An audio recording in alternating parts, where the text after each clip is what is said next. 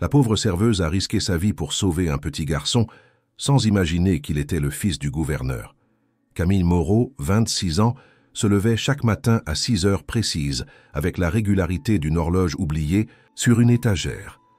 Dans le petit appartement de la rue des Marronniers, au 4e étage sans ascenseur, les murs étaient fins et les jours semblables. Elle partageait cet espace modeste avec sa grand-mère, Odette, clouée au lit depuis plus d'1 an, le souffle court et les yeux souvent perdus entre souvenirs et douleurs. Le réveil ne sonnait jamais. C'était la toux de sa grand-mère, qui signalait le début de chaque journée. Camille traversait la cuisine silencieuse, préparait une infusion aux herbes, changeait les draps humides de sueur et nourrissait le vieux chat famélique qui miaulait sans cesse. Ensuite, elle enfilait son uniforme beige de serveuse, nouait ses cheveux châtains en un chignon approximatif et partait sous les nuages gris de Lyon vers le café des Tilleuls. Elle descendait à pied, traversant les rues avec la discrétion du nombre, saluant parfois les boulangers ou les chauffeurs de tram qui ne répondaient jamais. Le café des Tilleuls n'avait rien de poétique. Ses tables en bois collant, ses banquettes râpées et ses néons fatigants lui donnaient un air de fin d'époque. Les habitués ne se donnaient même plus la peine de lever les yeux quand Camille arrivait avec leurs commandes. Elle déposait les expressos, les croissants, tièdes et les jus d'orange sans un mot, effaçait les miettes avec un geste précis, toujours ignoré. Le chef, Gérard, un homme au ventre généreux et à la voix cinglante, lui parlait à peine. Il notait ses horaires à la minute près, mais n'avait jamais retenu son prénom. Pour lui, elle était la petite. Dans ce quotidien figé, Camille rêvait parfois mais furtivement. Elle regardait par la vitrine du café les passants empressés, les jeunes filles en manteaux élégants, les hommes d'affaires au téléphone, et se demandait ce que cela ferait de vivre autrement. Une vie où elle ne serait pas invisible, une vie où sa voix compterait. Mais chaque fois que cette pensée se formait, elle était écrasée par le poids des obligations, les médicaments de sa grand-mère, le loyer à payer, les économies qui s'épuisaient. Elle n'avait ni le luxe ni le droit de rêver. Ce matin-là, la pluie tombait avec une insistance presque violente. Les gouttes martelèrent les vitres comme si elles voulaient entrer. Camille, arrivée tôt au café, avait allumé les lumières en silence et préparé les premières cafetières. Le sol était glissant, les clients grognons. Elle avançait avec la prudence d'une funambule, évitant les commentaires déplacés, les pourboires oubliés, les regards transparents. Le jour passa comme les autres, lent, répétitif, sans éclat. Mais alors que la pendule au mur indiquait 8 heures du soir et que Camille enfilait son imperméable pour courir vers l'arrêt de bus, un détail rompit la monotonie. Une silhouette immobile sous la pluie, au coin de la rue Villeroy. Un enfant. Seul. Trop petit pour être là, trop bien habillé pour être perdu. Il portait un manteau bleu nuit, visiblement coûteux, et ses chaussures étaient éclaboussées de « Bouh !».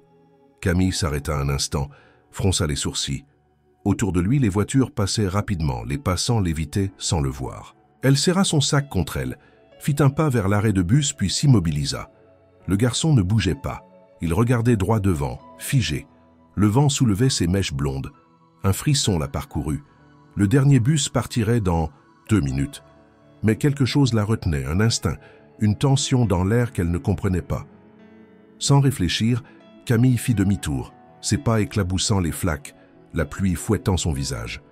Le garçon ne la vit qu'au dernier moment. Une voiture arrivait à vive allure, les pneus criant sur l'asphalte mouillé. Camille hurla, jeta son sac, et dans un geste désespéré attrapa le garçon par les épaules et le tira en arrière, juste à temps. Le véhicule passa à quelques centimètres d'eux, dérapant dans un bruit strident avant de disparaître. Essoufflée, les genoux trempés et le cœur battant à tout rompre, elle regarda enfin le garçon. Il tremblait, ses lèvres étaient bleues, mais il ne pleurait pas. Autour de son poignet, une fine gourmette en or scintillait malgré la pluie. Gravées dessus, 2 lettres sobres, AB. Camille sentit son estomac se nouer. Elle venait de sauver un enfant qui n'avait rien à faire là. Un enfant dont le silence pesait plus que le tonnerre au-dessus d'eux. Et elle ignorait que ce simple geste allait briser pour toujours les murs de sa routine. La pluie continuait de tomber, dense et froide, enveloppant la ville dans une brume, humide qui rendait les visages flous et les rues glissantes. Camille tenait le petit garçon par les épaules, essayant de comprendre s'il était blessé. Il ne disait rien, seulement respirait vite, les yeux grands ouverts, comme figé entre deux mondes. Elle n'osa pas lui parler tout de suite. Il semblait sorti d'un tableau trop parfait pour appartenir à cette réalité morne. Ses vêtements, un manteau bleu nuit à boutons dorés, une écharpe en cachemire soigneusement nouée et des chaussures en cuir italien, ne correspondaient à aucun des enfants du quartier. Camille, les mains tremblantes, le guida vers un abrigo de bus à l'abri partiel du vent. Le garçon suivait sans résister, sans poser de questions. Il était trempé jusqu'aux os. Elle enleva son propre manteau, malgré le froid, et le posa sur les épaules frêles de l'enfant. La gourmette à son poignet brillait toujours sous la lumière blafarde du lampadaire. AB, 2 lettres, 2 mystères. Elle tenta un sourire. « Comment tu t'appelles? Tu sais où est ta maison ?» Il la regarda enfin, ses yeux d'un bleu presque gris, pleins d'une peur contenue. Il ouvrit la bouche, hésita, puis referma les lèvres. Pas un mot. Il n'avait même pas pleuré. Les minutes passaient. Personne ne s'approchait. Camille regarda autour, espérant voir un adulte paniqué, une mère courant dans la rue, un père appelant un prénom. Rien. Juste le silence épais des fins de soirée sous la pluie. Son téléphone vibra dans sa poche. Le dernier bus venait de partir. Elle l'ignora. Ce garçon ne pouvait pas rester là. Elle pensa un instant à appeler une ambulance, mais il ne semblait pas blessé. Alors elle appela la police, décrivit la situation. Un garçon seul, peut-être 6 ou 7 ans, trouvé près de la rue Villeroy. Il ne parle pas. Il porte une gourmette avec les initiales AB. La voix à l'autre bout sembla se raidir à ces mots. « Restez où vous êtes. Quelqu'un arrive immédiatement. » Camille raccrocha troublée. L'opératrice n'avait pas demandé plus de détails. À peine avait-elle mentionné les initiales que le ton avait changé. Cela lui donna un frisson, mais elle le repoussa. Elle se pencha vers le garçon. « Tu veux t'asseoir? Tu as froid ?» Il hocha lentement la tête. Elle le prit par la main, glacée, et l'aida à monter sur le banc en métal. Elle frotta ses bras doucement, comme une sœur le ferait pour un cadet. Les gyrophares apparurent, 10 minutes plus tard coupant la nuit comme une lame. 2 voitures de police, puis une 3e banalisée. Camille se leva d'un bond. Le garçon resta assis, les jambes pendantes, silencieux comme une statue. Des agents descendirent rapidement, mais sans précipitation. L'un d'eux, un homme massif à la mâchoire carrée, s'approcha. « C'est vous qui avez appelé ?» Camille acquiesça. « Je l'ai trouvé là, seul. Il a failli se faire renverser. Il ne parle pas. » L'agent jeta un regard au garçon, puis à la gourmette. À l'instant où il vit les initiales, son visage se figea. « Merde, c'est lui. »« Lui ?» répéta Camille, interloquée. Mais l'homme ne répondit pas. Il se tourna vers ses collègues et fit un signe de tête. L'ambiance changea. 2 agents entourèrent discrètement le garçon, qui se laissa faire sans un mot. Le 3e s'approcha de Camille, plus calme. « Mademoiselle, vous allez devoir venir avec nous, s'il vous plaît. Ce n'est rien de grave, mais on a besoin de votre témoignage immédiatement. Il s'agit d'un enfant très important. » Elle hésita. Elle regarda le garçon qui la fixait toujours avec la même intensité muette. Quelque chose clochait. L'un des agents ouvrit la portière arrière d'une des voitures. « Ce sera rapide, promis. » Camille monta sans protester. Dans la voiture, le silence était pesant. Elle tenta de poser des questions, mais l'agent se contentait de lui dire « Vous comprendrez bientôt ». En route vers le commissariat, elle sentait son cœur battre trop fort, son esprit cherchant des raisons, des explications. Pourquoi une telle mobilisation? Pourquoi ne posait-on aucune question sur ce qui s'était passé? À leur arrivée, elle fut dirigée non vers l'accueil, mais vers une pièce à l'arrière, sans fenêtre. 2 chaises, une table, un miroir sans teint. Le garçon fut emmené ailleurs, sans un mot. Camille s'assit. Les minutes passèrent. Elle entendait des bribes de conversation derrière la porte, des pas précipités. Puis, enfin, un homme entra avec une tablette à la main. Il avait le regard fatigué mais direct. « Vous avez sauvé Antoine Bellamy, » dit-il. « 6 ans. Fils unique du gouverneur de la région. » Camille resta figée. Le nom résonna dans sa mémoire, dans les journaux, sur les panneaux électoraux. Étienne Bellamy, gouverneur charismatique, omniprésent, souvent cité comme futur. Ce ministre, le garçon qu'elle avait tiré des roues d'une voiture, était son fils. « Et maintenant ?» demanda-t-elle. la gorge serrée. L'homme lui répondit d'une voix plus basse. « Maintenant, mademoiselle Moreau, vous allez devoir rester très discrète. » La pièce sentait le renfermer et l'humidité des murs qu'aucune couche de peinture blanche ne parvenait à cacher. Camille, assise sur une chaise bancale, n'avait pas encore tout à fait compris ce qui lui arrivait. Devant elle, un gobelet en plastique rempli d'eau tiède tremblait légèrement à chaque fois que ses doigts touchèrent la table. Elle fixait son propre reflet flou dans le miroir sans teint, certaine qu'on l'observait, de l'autre côté. Elle venait de sauver un enfant, un acte de réflexe, d'humanité, mais depuis qu'elle avait prononcé son nom, tout avait changé. Antoine Bellamy. À peine les agents avaient-ils entendu ce prénom que leurs regards avaient viré de la reconnaissance à une tension palpable.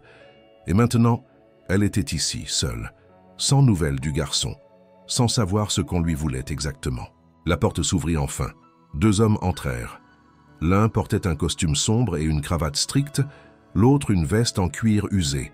Le premier s'assit en face d'elle, le second resta debout, bras croisés. Aucun ne sourit.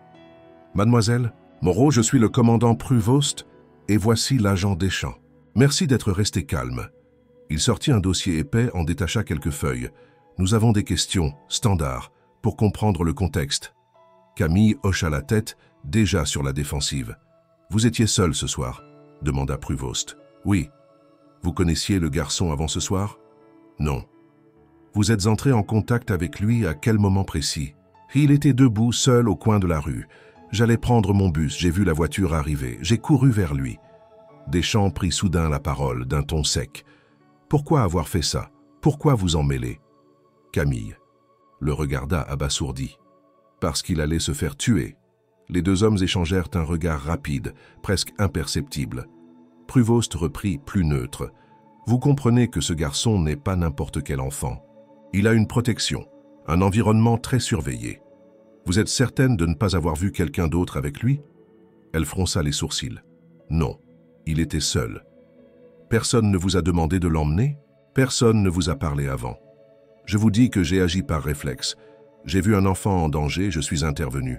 C'est tout. » Le silence tomba, pesant. Pruvost referma doucement le dossier. « Très bien. Vous n'êtes pas accusé de quoi que ce soit. Mais vu la nature délicate de cette affaire, nous devons prendre certaines précautions. Vous comprenez ? » ?»« Non, je ne comprends pas. Ce n'est pas une affaire. J'ai aidé un enfant. » À cet instant précis, la porte s'ouvrit à nouveau. Une femme entra. Élégante, la quarantaine, les yeux rougis, les traits tirés comme par une nuit sans sommeil. Elle était tremblante, mais digne. Camille reconnut immédiatement ce visage, vu tant de fois à la télévision, lors des discours publics, des campagnes de santé ou des soirées caritatives. Clara Bellamy, l'épouse du gouverneur. La tension dans la pièce sembla se dissiper un peu. Pruvost et Deschamps s'écartèrent. Clara s'approcha lentement de Camille. « C'est vous qui avez sauvé mon fils. » Sa voix était rauque, cassée par l'émotion. « Merci. Je ne sais pas ce qui se serait passé si vous n'aviez pas été là. » Camille se leva, hésitante. Clara s'approcha davantage et la prit brièvement dans ses bras, un geste furtif, presque douloureux. Elle pleurait à peine, une larme solitaire roulant sur sa joue parfaitement maquillée. « Je suis désolée de tout ce que vous avez vécu ce soir, mais je dois vous demander une chose importante. S'il vous plaît, ne parlez de ceci à personne, à personne. » Camille resta figée. « Pourquoi? Ce n'est pas un secret. Il était seul, il aurait pu mourir. » Clara serra les lèvres. « Je sais, mais certaines choses sont plus complexes qu'elles ne paraissent. Il ne s'agit pas seulement de notre famille. Il y a des circonstances, des équilibres à préserver. Je vous supplie de garder cela entre nous, pour sa sécurité. » Avant que Camille ne puisse poser d'autres questions, Clara fit un signe à Pruvost. Ce dernier s'approcha et dit d'un ton presque conciliant. « Merci pour votre coopération. Mademoiselle Moreau, vous êtes libre de partir, un agent vous raccompagnera. » Clara se tourna une dernière fois vers Camille. « Antoine est en sécurité, grâce à vous, et c'est tout ce qui compte. » Camille quitta le commissariat dans une voiture banalisée. Il était près de minuit.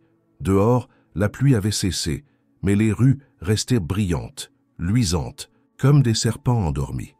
En rentrant chez elle, Elle trouva sa grand-mère endormie, la radio diffusant en sourdine une vieille chanson de Charles Trenet. Elle s'assit sur le lit, enleva ses chaussures trempées, fixa le mur.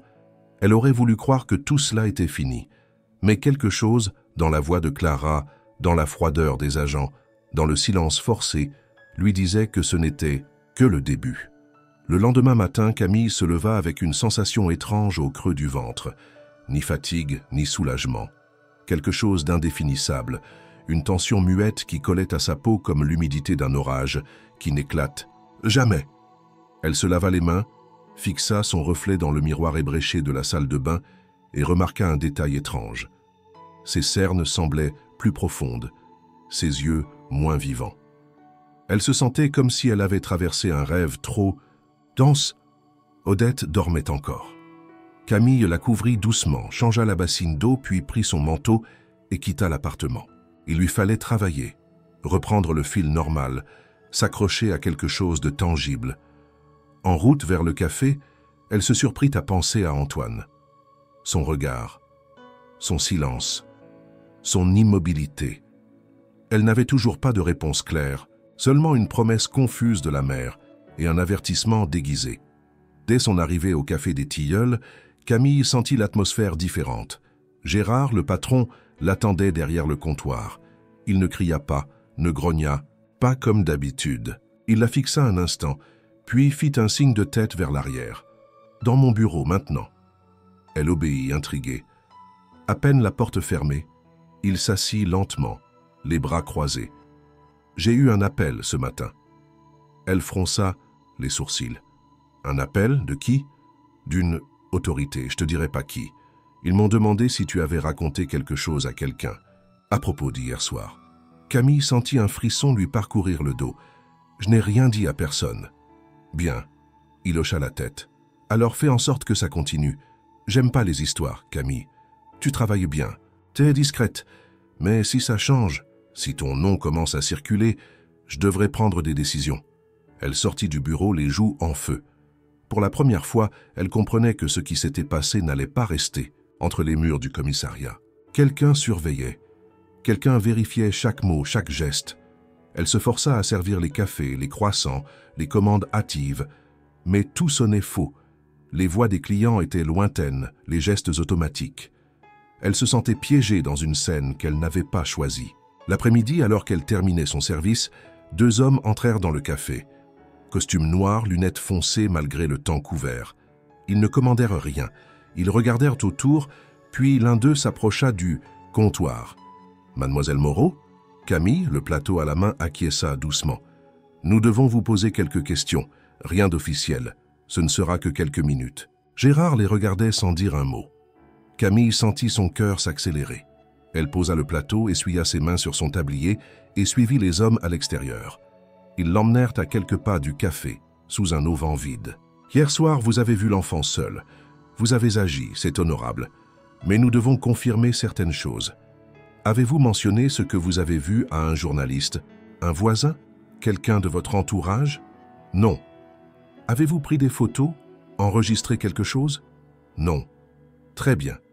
Et vous comprenez, j'espère, que ce type d'événement, impliquant une figure publique, peut avoir des conséquences imprévues si mal interprétées. » Camille sentit l'intimidation sous les mots polis. Elle les regarda un par un. « J'ai sauvé un enfant. C'est tout ce que j'ai fait. Et c'est exactement ce que vous devez continuer à penser. » Ils repartirent sans un mot de plus. Camille resta figée quelques secondes, puis retourna à l'intérieur. Gérard lui lança un regard qu'elle ne comprit pas, entre le reproche et la compassion. La journée se termina lentement. Quand elle rentra chez elle, le ciel s'assombrissait déjà. Odette dormait encore. Camille s'assit au bord du lit, regarda les photos anciennes sur la commode. Ses parents disparus trop tôt. Elle enfant tenant un ballon rouge, Odette jeune au bord du Rhône. Ce soir-là, elle n'alluma pas la télévision. Elle resta assise, en silence. Puis, vers 9 heures, on frappa à la porte. Elle sursauta. Qui pouvait venir à cette heure-là? Elle ouvrit doucement. Devant elle, dans un tailleur gris, tremblante, les yeux rouges, se tenait Clara Bellamy. « Je devais vous voir, dit-elle. Je n'ai pas beaucoup de temps. Mais je devais vous remercier et vous prévenir. Camille ouvrit la porte sans un mot. Clara entra, regarda autour d'elle. C'est modeste, mais chaleureux. Camille se contenta d'un regard neutre. « Pourquoi êtes-vous ici ?» Clara inspira profondément. « Parce que ce n'est pas fini, et parce que ce que vous avez vu, ce n'est qu'un fragment. Il y a des choses que je ne peux pas vous dire. Pas encore, mais s'il vous plaît, ne parlez à personne. Pas maintenant.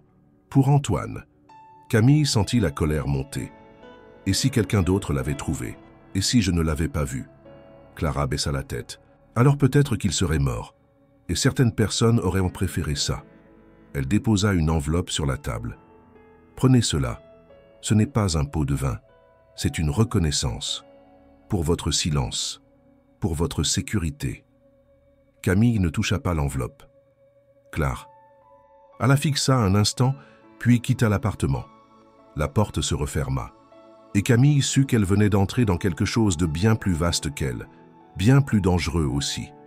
L'enveloppe resta là, posée sur la petite table du salon, intacte, blanche et muette comme une menace suspendue.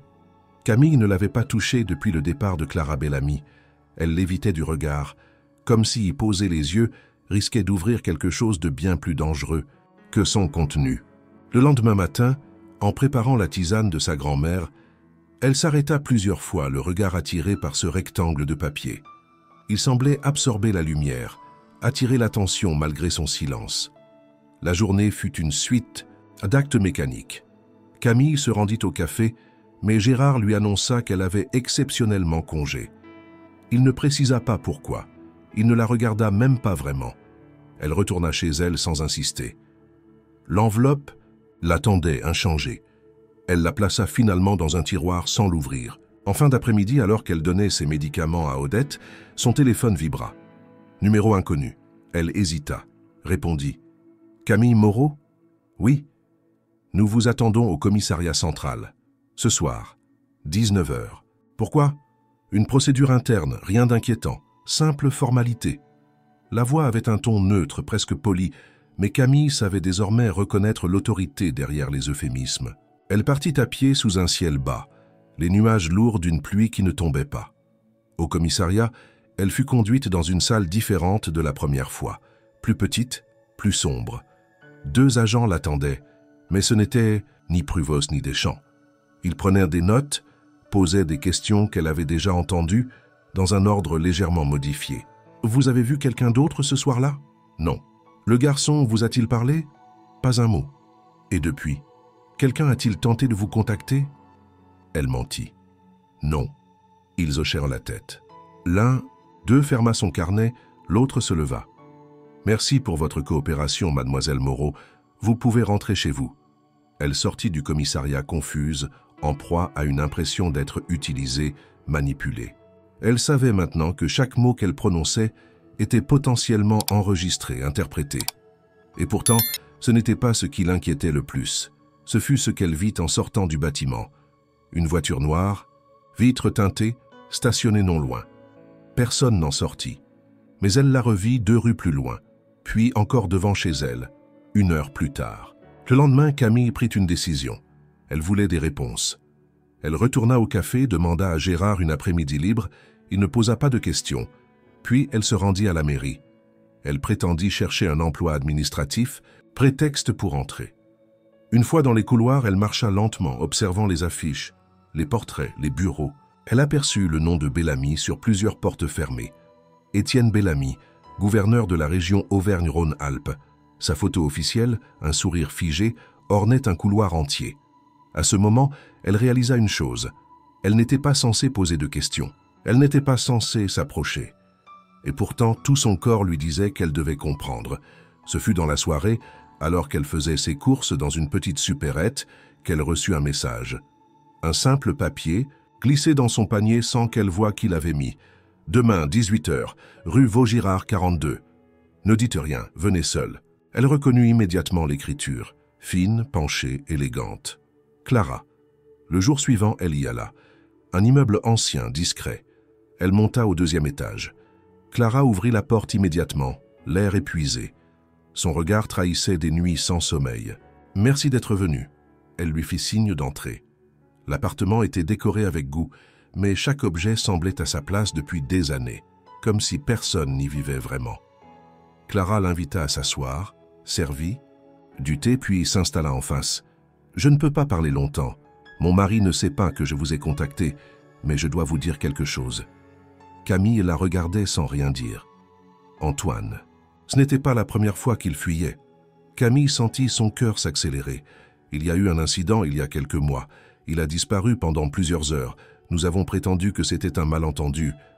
Mais il avait fui volontairement. Depuis, il a peur de son père. « Pourquoi ?»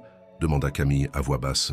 Clara serra sa tasse entre ses mains. « Je ne peux pas tout dire, mais comprenez ce que vous avez fait. Vous ne l'avez pas seulement sauvé d'un accident. Vous avez empêché quelque chose qu'il préparait depuis des semaines. » Camille se redressa. « Vous voulez dire qu'il s'est enfui, qu'il voulait s'enfuir encore ?» Clara hocha la tête. « Oui, et cette fois, il comptait aller loin. Peut-être vers quelqu'un, peut-être vers moi. Il ne supporte plus la pression, le silence, les disputes. Mais pourquoi personne ne dit rien? Pourquoi la police cache ça ?» Clara la fixa, une larme coulant sur sa joue. « Parce qu'un gouverneur qui perd le contrôle de sa propre famille ne peut pas être un leader. Parce qu'un enfant qui fuit son père est une bombe politique. Et parce que moi, je suis pieds et poings liés. » Elle se leva, se tourna vers la fenêtre. « Camille, ce que vous savez déjà est dangereux. Ce que vous devinez, encore plus. Mais ce qui reste à découvrir pourrait vous détruire. » Camille se leva à son tour, la gorge nouée. « Et vous? Que ferez-vous » Clara se retourna. « Je protégerai mon fils, quoi qu'il m'en coûte. » La conversation prit fin là. Clara la raccompagna à la porte, lui pressa la main. « Merci de m'avoir écoutée. Restez discrète et prudente. » En descendant les escaliers, Camille sut que rien de ce qu'elle avait connu jusque-là n'était comparable à ce vers. Quoi elle se dirigeait? Le secret qu'on lui avait. 2 jours passèrent sans le moindre mouvement. Aucun appel, aucune lettre, aucun message glissé sous une porte. Camille retourna travailler au café, malgré les regards pesants de Gérard et des rares clients habituels. Elle évitait de penser à Clara, à Antoine, au silence imposé. Mais plus elle tentait d'oublier, plus son esprit revenait à cette nuit pluvieuse, à ses yeux d'enfant muets, à la peur dissimulée dans chaque geste de la mère. Ce fut un jeudi, en fin de matinée, que l'équilibre fragile de sa routine se brisa de nouveau. Le café des Tilleuls était presque vide. Camille essuyait machinalement les tables quand un silence étrange s'installa dans la salle. Les conversations s'éteignirent. Les têtes se tournèrent. Un homme venait d'entrer, grand, droit, costumé. Aucun garde du corps visible, mais sa posture suffisait à imposer le respect. Ses cheveux poivre et sel parfaitement coiffés, son manteau long noir impeccable malgré l'humidité de la rue. Étienne Bellamy, le gouverneur. Il s'avança dans la salle comme s'il connaissait l'endroit. Camille sentit son cœur se figer, ses doigts glisser un instant sur le chiffon humide. Il la vit immédiatement. Son regard la fixa, intense, inexpressif. Il ne sourit pas, ne salua personne. Il avança jusqu'à elle et dit d'une voix calme, presque douce, « Camille Moreau ?» Elle hocha lentement la tête. Il l'invita d'un signe à le suivre. Sans un mot, elle posa le chiffon. Ôta son tablier, jeta un regard furtif à Gérard qui ne bougeait pas, pétrifié derrière son comptoir. Ils sortirent dans la rue. Il faisait froid. Un léger vent soulevait les feuilles mortes et les cheveux de Camille. Étienne Bellamy marcha lentement, comme s'il avait tout le temps du monde. Elle le suivit, tendue, attentive. Il s'arrêta quelques mètres plus loin, devant un petit square désert. « Merci de me suivre, » dit-il sans se retourner. « Je n'aime pas les salles fermées pour ce genre de discussion. » Camille ne répondit rien. Elle le regardait, fascinée malgré elle par l'aura qu'il dégageait. Il était tout ce qu'elle avait imaginé d'un homme de pouvoir. Et pourtant, une ombre passait dans ses yeux. Il se tourna enfin vers elle. « Je vous dois la vie de mon fils. »« Je ne l'ai pas fait pour vous, » répliqua-t-elle, la voix plus ferme qu'elle ne s'y attendait. Un léger sourire effleura les lèvres du gouverneur. « Je sais, c'est pour cela que je vous parle aujourd'hui. » Un silence s'installa. Camille attendait. Il poursuivit. « Ce qui s'est passé a des implications que vous ne mesurez. Peut-être pas. Ce n'est pas qu'un accident évité de justesse, c'est un incident sensible qui pourrait compromettre des choses bien plus vastes. Des ambitions politiques, lança-t-elle. Il haussa un sourcil, disons, des équilibres établis. Camille sentit la colère monter. Votre fils avait peur, il était seul. Et vous parlez d'équilibre? Il ne répondit pas tout de suite. Il regarda les arbres sans feuilles, le ciel bas. Vous avez reçu une visite, de Clara. Vous avez échangé avec elle. Je le sais et je comprends. Vous êtes une jeune femme honnête. Vous avez agi par instinct. Mais les instincts, parfois, dérangent. Camille croisa les bras. Pourquoi m'avoir fait venir? Pour me menacer? Il secoua la tête. Non, pour vous proposer un accord. Elle fronça les sourcils. Il sortit une enveloppe de sa poche intérieure. Un contrat de confidentialité. Vous signez et nous en restons là. Vous recevez une compensation financière plus que correcte. Vous disparaissez des journaux, de nos fichiers, de l'histoire. Et si je refuse? Son regard se durcit, imperceptiblement. Alors vous devenez un problème. Et croyez-moi, mademoiselle Moreau, un problème dans ce monde finit par se retrouver très seul. Camille sentit sa respiration s'accélérer. Je n'ai rien fait de mal. Vous avez vu ce que vous n'étiez pas censé voir. Vous êtes entré dans un drame familial dont les conséquences vous dépassent. Vous avez peut-être même mis Antoine en danger en parlant à Clara. Elle recula d'un pas, les bras serrés contre elle. C'est vous qui êtes dangereux, pas moi. Étienne rangea l'enveloppe. Son ton changea, devint plus lent. Vous croyez avoir sauvé un enfant, mais vous avez dérangé un plan bien plus grand. Antoine n'était pas censé être là ce soir-là. Il n'aurait jamais dû sortir. Il ne devait pas être visible. Et vous l'avez ramené au centre de la scène. Vous avez sauvé, plus que vous ne l'imaginez. Il s'approcha d'elle, son regard planté dans le sien. Et si vous saviez ce qui s'est vraiment passé, vous ne dormiriez plus jamais en paix. Il recula, la laissant figée dans le froid. Réfléchissez, nous nous reverrons peut-être, ou pas. Cela dépend de votre silence. Il tourna les talons, s'éloigna sans se retourner. Pas de voiture, pas de garde. Comme un fantôme que seule Camille avait pu voir. Elle resta là, seule dans le vent, l'écho de ses mots résonnant dans sa poitrine. Le square était vide depuis longtemps. Étienne Bellamy avait disparu dans le silence, laissant derrière lui plus de questions qu'il n'en avait soulevées. Camille resta immobile plusieurs minutes, les bras croisés contre le froid qui s'était intensifié, le souffle court. L'enveloppe qu'il avait brièvement sortie semblait encore flotter devant ses yeux. Un contrat, une compensation, un effacement soigneusement orchestré. Et cette phrase, vous avez sauvé plus que vous ne l'imaginez. De retour chez elle, elle monta les 4 étages mécaniquement, salua une voisine sans la voir et s'enferma dans l'appartement. Étroit. Odette dormait. Camille ôta ses chaussures, se lava les mains puis s'assit dans la cuisine, les mains posées à plat sur la table. Tout en elle résonnait d'une colère muette. On venait de lui proposer d'effacer ce qu'elle avait fait, ce qu'elle avait vu, ce qu'elle avait commencé à comprendre, en échange d'argent, d'un silence acheté. Elle n'ouvrit pas l'enveloppe. Elle ne voulait pas savoir le montant. Cela n'avait aucune importance, ce n'était pas une transaction, c'était une tentative d'effacement. Le lendemain, elle se rendit au café, mais Gérard lui annonça qu'elle n'était plus sur le planning. Aucune explication, aucun regard, juste un geste de la main. Elle insista, demanda à parler à quelqu'un. Il fit mine de ne pas entendre. 2 autres employés l'observèrent depuis la cuisine. Elle comprit. Elle avait été effacée. Sur le chemin du retour, elle reçut une série d'appels inconnus. Elle ne répondit pas. Mais les messages vocaux laissés étaient clairs. De vagues accusations, des mises en garde anonymes, une suite de menaces déguisées. Vous devriez faire attention à ce que vous dites. Vous vous mettez dans une situation délicate. Votre nom commence à circuler dans les mauvais cercles. À la maison, elle trouva la boîte aux lettres entr'ouverte, une feuille blanche pliée en 4 à l'intérieur. Aucun mot, juste une photographie. Elle, marchant avec Clara Bellamy, rue Vaugirard. Date et heure écrites à la main. Quelqu'un la suivait. Le soir même, alors qu'elle tentait de distraire Odette avec de la musique, la vieille femme eut une crise de toux violente. Camille appela le médecin, puis les urgences. L'ambulance arriva tard. À l'hôpital, on lui parla d'aggravation subite, d'infection pulmonaire. Odette fut placée sous surveillance et Camille rentra seule, les vêtements encore imprégnés d'odeurs d'antiseptique.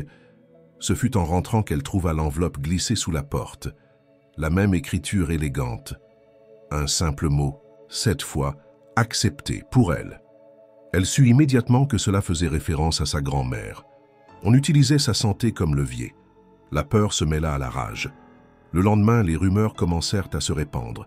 Un blog local évoqua une serveuse en quête d'attention qui aurait prétendu avoir sauvé le fils d'un homme influent.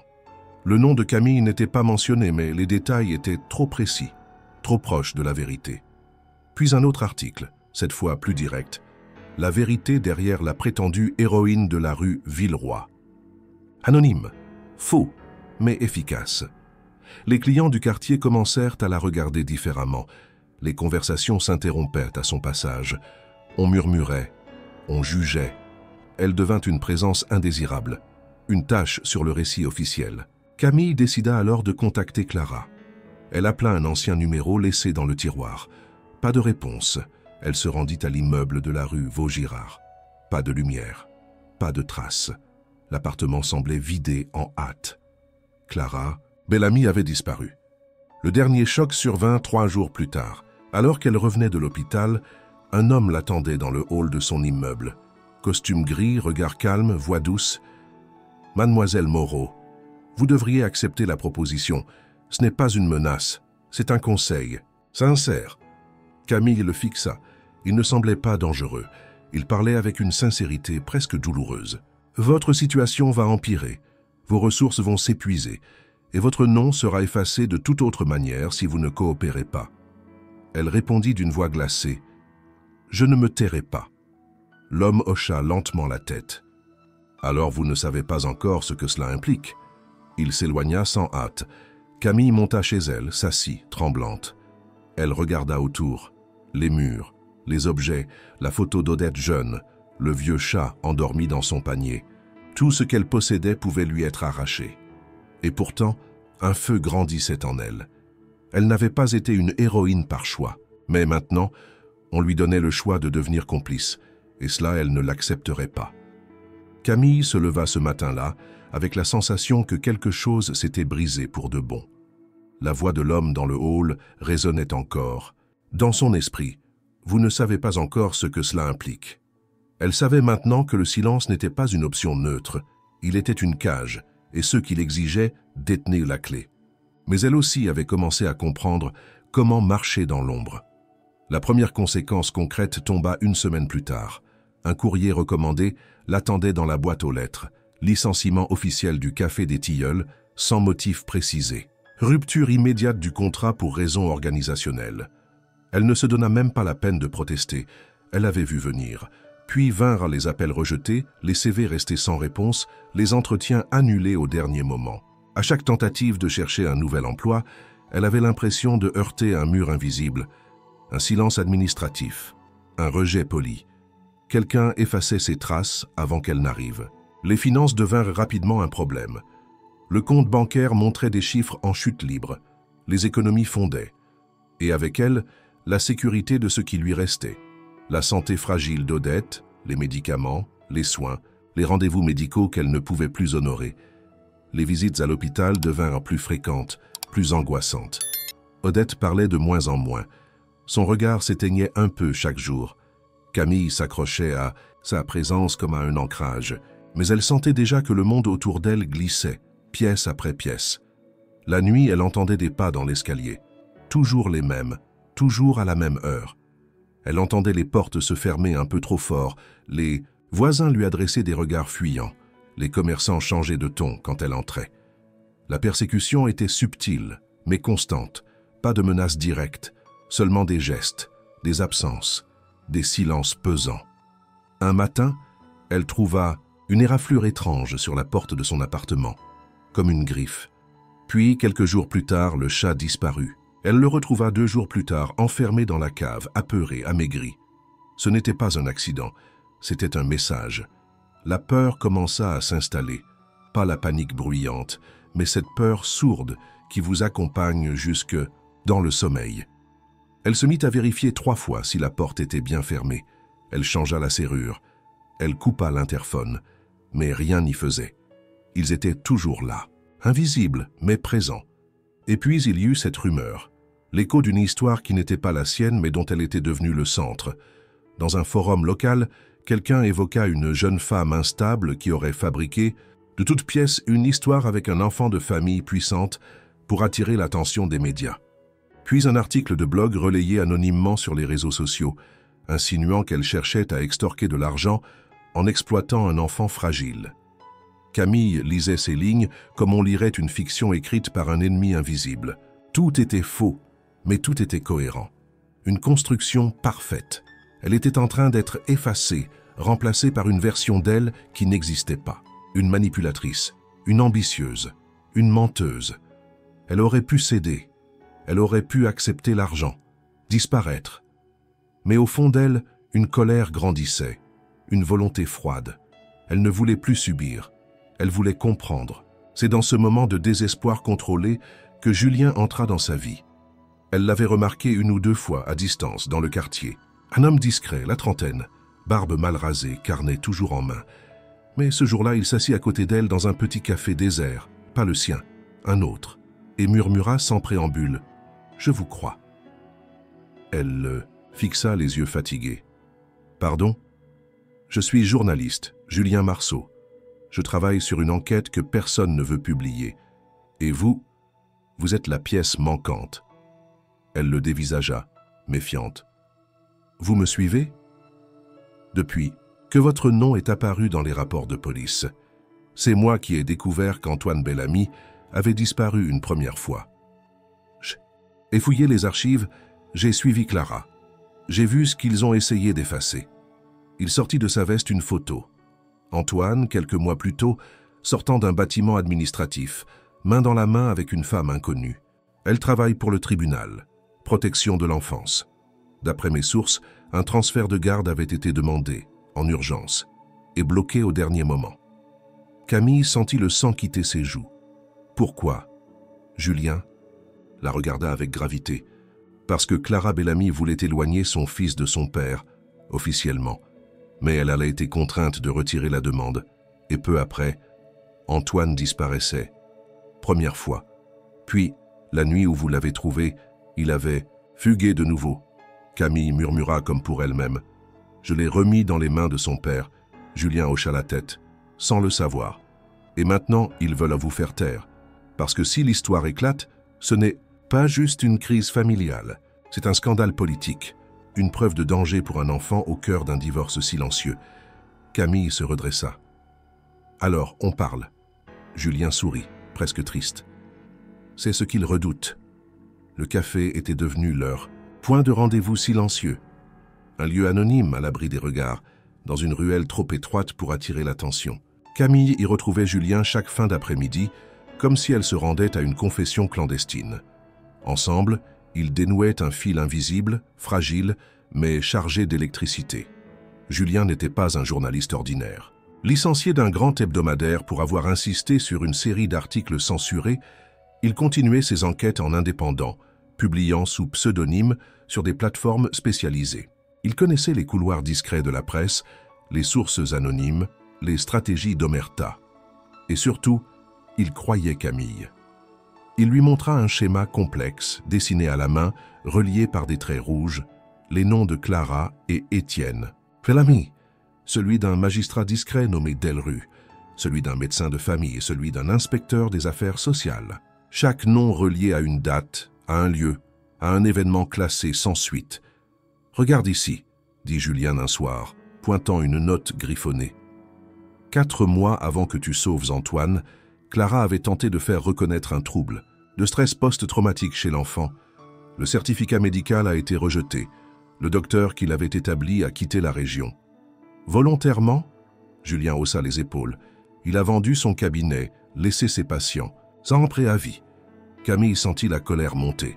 Chaque fait, chaque lien révélait un pan supplémentaire de manipulation, d'effacement méthodique. Et là, continua Julien, ce rapport interne de l'école. Antoine s'est enfermé dans les toilettes pendant 2 heures. Il refusait de rentrer chez lui. Ils ont mis ça sur le compte d'un caprice. Camille passa les doigts sur la feuille, L'écriture de l'institutrice trahissait la gêne. Il pleurait. Il répétait qu'il ne voulait pas retourner dans la grande maison. « Personne n'a rien fait, » dit-elle à voix basse, « parce qu'il est fils de gouverneur et que sa douleur n'entre pas dans les cadres acceptables. » Une nuit, Julien l'emmena discrètement dans les archives d'un ancien bâtiment, administratif désaffecté, où il avait négocié un accès provisoire. Là, dans une salle froide et poussiéreuse, ils découvrirent un document essentiel. Une demande de changement de garde, classée en procédure exceptionnelle, jamais transmise au tribunal, datée d'1 mois avant la première disparition d'Antoine. Signé Clara Bellamy. Camille lut chaque ligne, son souffle court. La demande évoquait des crises d'angoisse chez l'enfant, des comportements agressifs de son père, des absences prolongées, un environnement jugé émotionnellement instable. « C'est ça qu'ils veulent enterrer », murmura-t-elle. « Oui, répondit Julien, parce que si ce document sort, tout bascule. » Le lendemain, Julien lui montra une photo prise récemment. Clara sortant précipitamment d'un bâtiment administratif, tenant Antoine par la main, l'air inquiet, regardant par-dessus son épaule. Elle essaie de fuir, de nouveau, mais légalement, elle ne peut pas quitter la région avec lui sans l'accord du père. Elle est surveillée. Tout ce qu'elle fait est enregistré, scruté, dissuadé. Camille sentit un vertige la gagner. Et moi, qu'est-ce que je peux faire? Je suis personne. Julien la fixa. C'est justement pour ça que tu es dangereuse pour eux. Tu n'as rien à perdre, et tu es la preuve vivante que l'histoire est vraie. Tu l'as trouvée, tu l'as vue, tu l'as ramenée. Elle ferma les yeux. Le souvenir de cette nuit de pluie revint comme une gifle. Antoine, seul, figé, tremblant. Elle n'avait pas su à ce moment-là qu'elle remettait un enfant à ceux qui le faisaient fuir. Ils décidèrent de préparer un dossier complet. Julien voulait publier. Il avait un contact prêt à relayer l'enquête, sous condition d'anonymat initial.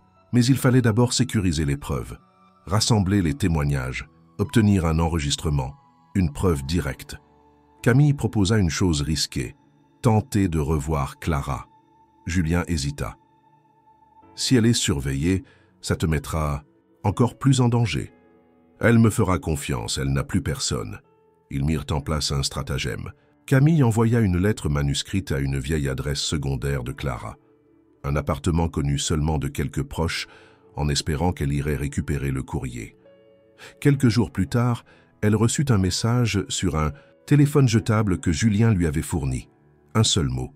« Viens ». Ils se retrouvèrent dans un jardin public, à l'aube. Clara portait des lunettes noires, un manteau trop grand pour elle, et tenait Antoine contre elle, comme une barrière. Entre elle et le monde. Elle parla vite entre 2 regards jetés par-dessus son épaule. Il veut le reprendre, il a déjà enclenché la procédure. Si j'oppose une résistance, je perds tout droit. On m'a menacé d'internement. On m'a dit que je suis instable, que je manipule mon propre fils. Camille sentit ses mains trembler. Vous avez besoin d'aide, de soutien, pas de silence. Clara hocha la tête, puis se pencha vers elle, les yeux brillants. Antoine a parlé de vous, il vous a dessiné. Il vous appelle la dame qui protège. Je n'ai jamais vu ce regard en lui, pas même avec moi. Camille sentit sa gorge se nouer. Alors je dois faire ce qu'il attend de moi. Elle regarda Julien, puis Clara. On va tout dire, on va tout montrer. Peu importe les conséquences. Clara hocha la tête, résignée mais déterminée. Alors faites vite, avant qu'il ne nous trouve. Ils se retrouvèrent le soir même, dans le sous-sol aménagé d'un ami de Julien, un vidéaste indépendant habitué aux récits que la presse traditionnelle refusait de diffuser. Camille, Clara et Julien, tous les 3 autour d'une petite table en bois, partagèrent les éléments accumulés. Dossiers médicaux, rapports scolaires, enregistrements audio, témoignages écrits, extraits de mails cryptés, une cartographie minutieuse d'un silence construit. Clara apporta ce que Julien n'avait pas pu obtenir seul. Les copies de ses échanges avec les services sociaux, les preuves de ses tentatives avortées d'obtenir la garde exclusive, des lettres de menaces anonymes qu'elle avait gardées secrètes jusqu'alors, par peur des représailles. Parmi ces documents, un rapport confidentiel signé par un psychologue engagé discrètement par Clara elle-même, indiquant que l'enfant montrait des signes de détresse profonde associés à un sentiment de peur constante en présence du père. Camille lut ce passage à voix haute, la gorge nouée. Le sujet exprime un besoin de fuite, de silence et associe les figures d'autorité à la douleur. Julien hocha la tête. Avec ça et le reste, on peut déclencher une statistics. L'enquête journalistique. Une vraie. Pas un article de blog. Une publication encadrée, sécurisée. J'ai un contact à Bruxelles qui attend ce moment depuis que je lui ai parlé du dossier. Mais Clara n'était pas convaincue. Et si, malgré tout, rien ne se passe, s'ils enterrent encore, s'ils me prennent, Antoine? Julien la fixa. C'est votre seule chance. Ce n'est plus une affaire privée. C'est un scandale d'État. Le seul moyen de protection maintenant, c'est l'exposition. Clara sembla vaciller. Elle regarda son fils, qui dormait sur un vieux canapé à quelques pas de là. Camille suivit son regard. Il dormait paisiblement, le visage détendu. Rien ne la préparait à cette douceur après tant d'angoisse. Le lendemain, Julien prit un train pour Paris, déterminé à remettre le dossier complet à une rédaction indépendante spécialisée dans les enquêtes sensibles. Pendant ce temps, Camille resta auprès de Clara, l'aidant à se cacher, à organiser les besoins du quotidien. Elles évitèrent les cartes bancaires, utilisèrent de l'argent liquide, se déplaçaient à pied ou en vélo. Mais, malgré toutes leurs précautions, les signes apparurent rapidement. Un appel d'abord sur le téléphone de Clara, pourtant éteint depuis plusieurs jours. Numéro inconnu, une voix d'homme. « Vous avez été vu, rentrez chez vous. Il n'est pas trop. Todd. » Puis une voiture stationnée toute une nuit devant l'immeuble abandonné où elle s'était réfugiée. Des pas dans l'escalier. Une sonnerie insistante à la porte, suivie d'un silence prolongé. Le cœur de Camille battait à tout rompre. Clara fermait les yeux, comme si cela suffisait à éloigner le danger. Enfin, Julien rappela. Sa voix était tendue. « Je suis à Paris, le dossier a été reçu, ils veulent le publier, mais ils hésitent. »« Pourquoi ?» demanda Camille. « Parce que c'est trop gros, parce qu'ils savent que ça va exploser. » Il ajouta plus bas. « Et ils ont reçu un appel. Quelqu'un leur a demandé d'attendre, de reconsidérer l'impact. » Camille comprit immédiatement. Étienne Bellamy avait activé ses leviers. Les médias, les institutions, les « pressions invisible ». Mais Julien n'avait pas l'intention de céder. « Si eux ne publient pas, je le ferai moi-même. Il faut que tu sois prête. » Le lendemain matin, Clara disparut. Elle laissa une lettre manuscrite à Camille, posée sur le coin de la table. « Je dois protéger Antoine. Je ne peux pas risquer de le perdre pour toujours. Merci de m'avoir cru. Merci d'avoir tenté. Si jamais un jour il peut lire toute la vérité, il saura que vous avez essayé. » Camille se précipita dehors. Mais il était trop tard, plus de traces. Aucune réponse à ses appels. Les quelques affaires qu'elle partageait avaient disparu. Julien revint à Lyon 2 jours plus tard. Il trouva Camille épuisée, dévastée par l'absence. Elle lui raconta tout. Il s'effondra sur une chaise, la tête entre les mains. Sans Clara, on perd le témoin principal. Sans elle, ils diront que c'est une invention, que c'était une manipulation orchestrée. Camille hocha la tête, mais elle n'avait plus peur. Alors je parlerai, moi, je raconterai. Je suis celle qui l'a trouvée, celle à qui on a menti, celle qu'on a tenté d'effacer. Julien la regarda longuement, comme s'il la voyait pour la première fois. « Tu es prête à tout perdre pour ça ? Je n'ai déjà plus rien à perdre. » Ils décidèrent alors de publier, sans appui, sans filet. Une plateforme internationale accepta de diffuser l'article, signé par Julien, accompagné du témoignage intégral de Camille, de copies des documents, des preuves, des photos. Tout. Le jour de la publication, Camille se réveilla en sursaut. Les premières notifications affluaient sur le téléphone de Julien. Les partages se multipliaient. Le mot Bellamy devenait un sujet brûlant. Certains médias tentaient de discréditer l'enquête. D'autres prenaient le relais, contactaient Camille, demandèrent des interviews. Mais Clara restait introuvable. Antoine aussi. Ce fut un chaos contrôlé. Une vérité jetée comme une pierre dans un lac trop calme. Les cercles s'élargissaient. L'histoire entrait dans l'espace public. Et Camille, pour la première fois, tenait la lumière à bout de bras. Pas pour elle. Pour un enfant qui ne pouvait plus parler. Pour une mère qui avait fui pour protéger. Pour une justice que personne ne voulait voir. Le scandale éclata comme une tempête qu'aucune digue ne pouvait contenir. Dans les jours qui suivirent la publication, Camille devint un nom que l'on murmurait dans les couloirs, que l'on lançait sur les plateaux télé, que l'on insultait sur les forums. Elle n'était plus invisible, elle était désormais la cible. Les soutiens affluaient timidement au début, puis de plus en plus nombreux. Mais les attaques, elles, ne cessaient jamais. Des visages masqués manifestèrent devant l'immeuble de Julien. Des lettres anonymes pleines de venin s'entassèrent dans la boîte aux lettres de Camille. Une rumeur la qualifia de déséquilibrée, une autre d'ancienne amante du gouverneur, une autre encore de complotiste en quête de notoriété. Les médias officiels, prudents, relayaient les faits avec une distance gênée. Les médias indépendants, eux, reprenaient l'enquête en cascade, cherchant à confirmer chaque détail. Mais ni Julien ni Camille ne pouvaient ignorer ce vide. Central, Clara et Antoine demeuraient introuvables. Camille vivait désormais dans un appartement prêté par une ancienne amie de Julien, à l'écart, loin de son quartier, loin de son ancienne vie. Elle sortait peu, toujours accompagnée. L'anonymat s'était brisé, et avec lui la tranquillité. Elle passait ses journées à répondre à des questions, des demandes d'interview, des sollicitations de juristes, d'associations, de journalistes. Chaque mot qu'elle prononçait devenait un document, un élément, une preuve. Mais dans son cœur, l'inquiétude dominait.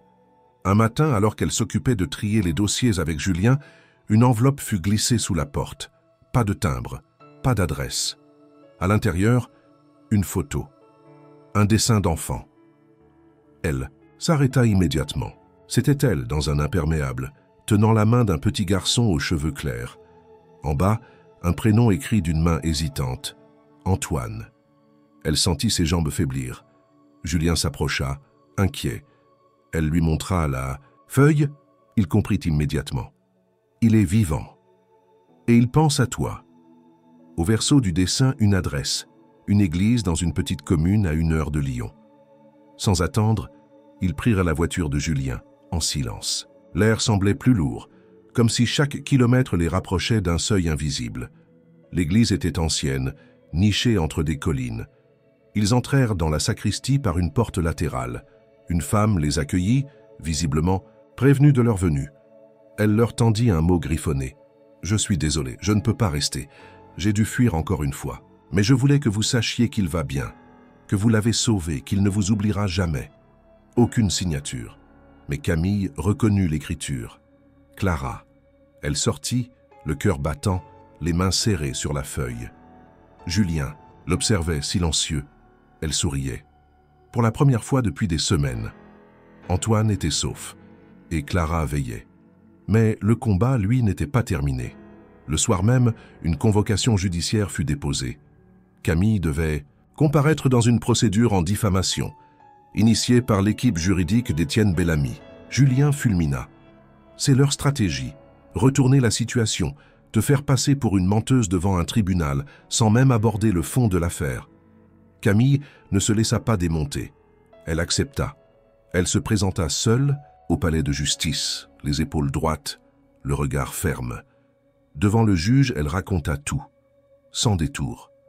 Elle parla de cette nuit de pluie, du regard d'Antoine, de la peur, du silence imposé, des visites nocturnes, des menaces, de l'amour d'une mère pour son fils, de sa propre solitude et du courage qu'elle avait trouvé malgré elle. L'audience fut levée dans un silence pesant. Le verdict ne serait rendu que plus tard. Mais Camille n'avait pas besoin de décision officielle pour savoir qu'elle avait fait ce qui était juste. Quelques jours plus tard, un député lança une demande formelle d'enquête parlementaire sur les services de protection de l'enfance en lien avec des figures politiques. Le nom de Bellamy y figurait. Étienne, quant à lui, apparut sur les écrans plus froids, plus rigides que jamais.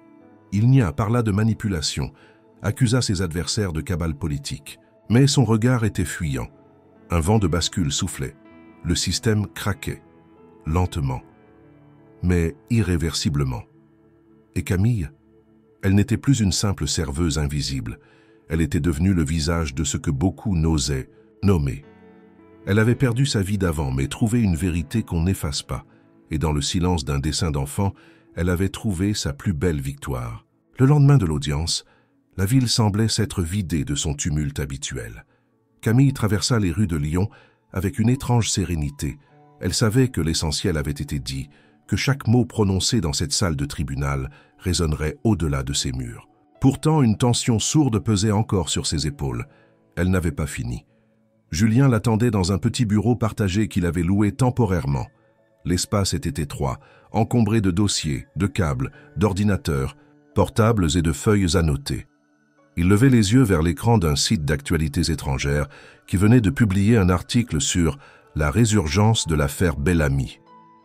Le titre était discret, mais l'image en miniature montrait la photo de Camille, prise à son insu alors qu'elle entrait au tribunal. « Tu es partout », dit-il en lui tendant une tasse de thé, « et il n'arrive pas à t'arrêter. » Camille s'assit, le regard fixé sur les lignes qui défilaient à l'écran. « Mais Clara a disparu, Antoine aussi. Sans eux, je suis juste une voix. » Julien secoua la tête. « Tu es le lien. Tu es celle par qui la vérité est entrée. Dans la lumière. Et maintenant, on doit décider de la suite. » Camille savait ce que cela signifiait. Un nouveau média voulait son témoignage, cette fois en vidéo avec son visage, sa voix, son histoire complète. Une étape décisive, un point de non-retour. Elle passa la journée à réfléchir. Elle appela l'hôpital. Odette dormait, sous sédatif. Son état s'était stabilisé, mais elle ne parlait presque plus. Camille aurait aimé pouvoir partager tout cela avec elle, mais ce n'était plus possible. Alors elle écrivit une lettre qu'elle plaça sur la table de nuit, juste à côté d'une vieille photo d'elle deux. En fin de journée, elle rejoignit Julien au studio. La salle était sombre, éclairée seulement par une lampe de bureau. Le technicien régla la caméra. Le micro était déjà en place. Julien demanda une dernière fois « Tu es sûr ? Une fois que ce sera en ligne, il n'y aura plus de retour. » Elle hocha la tête. « Il n'y a déjà plus de retour. » Elle s'assit, prit une grande inspiration et fixa la caméra. « Je m'appelle Camille Moreau, j'ai 26 ans. Je suis serveuse, ou plutôt, je l'étais. » Elle raconta tout, sans artifice, sans pause. Elle parla du café, de la nuit, de pluie, de l'enfant dans la rue, de son silence, de la gourmette, des agents, de la mère aux yeux rouges, du gouverneur aux mains propres et au cœur verrouillé. Elle parla des menaces, de l'isolement, des pertes, de la peur, des fausses accusations. Et elle parla d'Antoine, de ce petit garçon qui ne disait rien, mais qui disait tout avec ses yeux. Quand l'enregistrement se termina, le silence dans la pièce était total. Le technicien appuya sur un bouton. « C'est prêt !» La vidéo fut publiée dans la nuit. Au petit matin, elle avait été visionnée des centaines de milliers de fois, puis des millions. Les réactions furent immédiates. Une partie de l'opinion publique se souleva. Des citoyens partagèrent l'histoire. Des collectifs se mobilisèrent. Des personnalités influentes prirent position. Mais il y eut aussi les autres. Ceux qui doutaient, ceux qui insultaient, ceux qui menaçaient. Camille reçut des messages des deux camps, des remerciements pleins de gratitude, des horreurs glaçantes. Le parquet annonça l'ouverture d'une enquête préliminaire sur l'entourage du gouverneur Bellamy. La pression monta. Des avocats, des anciens collaborateurs, des témoins oubliés commencèrent à sortir de l'ombre. Mais rien de cela n'apaisa l'angoisse de Camille. Clara et Antoine demeuraient introuvables. Le silence autour d'eux devenait presque insupportable. Puis, une semaine après la diffusion de la vidéo, un article anonyme parut sur un site confidentiel. Il racontait l'histoire d'une mère en fuite, d'un enfant protégé. Il ne donnait aucun nom, mais tout y était. La peur, les décisions impossibles, la solitude, l'instinct maternel. Et à la fin, un message clair. « Nous ne pouvons pas revenir, mais nous savons que quelqu'un s'est levé pour nous, et cela nous ne l'oublierons jamais. » Julien lut l'article en silence, puis tourna l'écran vers Camille. Elle n'avait pas besoin de lire. Elle savait. « Elle est vivante », murmura-t-elle, « et elle sait. » Le même jour, elle fut contactée par un avocat du gouverneur, officiellement pour entamer des négociations, officieusement pour lui proposer une réparation et un retour à la discrétion. Julien éclata de rire en entendant les termes employés. Camille, elle, répondit simplement « Je ne suis plus à vendre ». La semaine suivante, Étienne Bellamy annonça qu'il se retirait temporairement de la vie politique pour protéger sa famille et faire face sereinement aux accusations. Ce fut un tremblement discret mais réel, une chute amorcée. Camille, elle, n'attendait plus rien, elle avait parlé. Elle avait tenu bon, elle avait perdu son emploi, son anonymat, sa paix, mais elle avait gagné une vérité indiscutable. Et même si personne ne la remercierait officiellement, même si les honneurs ne viendraient jamais, elle savait. Elle avait choisi la lumière, et personne ne pourrait lui enlever ça. Les mois passèrent sans fracas. Les médias, qui s'étaient enflammés pour l'affaire Bellamy, se tournèrent peu à peu vers d'autres sujets, d'autres scandales, d'autres visages. Camille vit son nom disparaître des manchettes, des débats, des écrans. Ce fut un soulagement au début, puis un vide, un silence qui, bien qu'agréable, portait en lui une forme d'invisibilité, familière. Elle trouva un nouveau logement, modeste, dans une commune voisine, un petit studio avec une fenêtre donnant sur des platanes. Elle s'inscrivit à des cours du soir, hésita entre l'assistance sociale et la documentation juridique. Finalement, elle opta pour les deux. L'envie de comprendre le système qui l'avait broyé, puis celle de contribuer à le réparer, l'avait prise aux tripes. Julien poursuivit ses enquêtes. Il venait la voir de temps en temps, toujours avec un carnet sous le bras, des cernes sous les yeux et un enthousiasme intact. Leur lien s'était transformé, de l'urgence à la confiance, de l'action à la mémoire partagée. Ils ne parlaient plus du gouverneur, ni de Clara, ni même d'Antoine, mais tout cela vivait entre eux sans avoir besoin d'être dit. Un jour de printemps, Camille reçut un courrier inhabituel. Pas de timbre, pas de logo. Une simple enveloppe beige, glissée à la main dans sa boîte aux lettres. À l'intérieur, un dessin à la main, un paysage enfantin, un grand arbre, une maison, un chat sur un mur, et deux personnages, l'un petit, blond, souriant, l'autre une femme aux cheveux attachés, vêtue d'un long manteau tendant la main vers l'enfant. En bas du dessin, quelques mots maladroits en lettres majuscules. « Merci de m'avoir sauvé, Antoine !» Elle ne pleura pas. Elle resta simplement là, le dos appuyé contre la porte, le dessin entre les mains. Puis elle remarqua quelque chose de plus discret. Un petit sachet de tissu brodé contenant une fleur séchée, une violette, et un petit broche ronde, argentée, gravée des initiales CB. Camille comprit. Clara avait retrouvé un moyen de lui répondre, de boucler le cercle, de faire savoir en silence que la vie avait repris ailleurs, autrement. Elle pensa à eux, loin, peut-être sous un autre nom, dans une autre langue, mais ensemble, vivants, libres. Elle encadra le dessin et le posa sur la commode, à côté de la seule photo qu'elle avait gardée de sa famille. Ce n'était pas un trophée.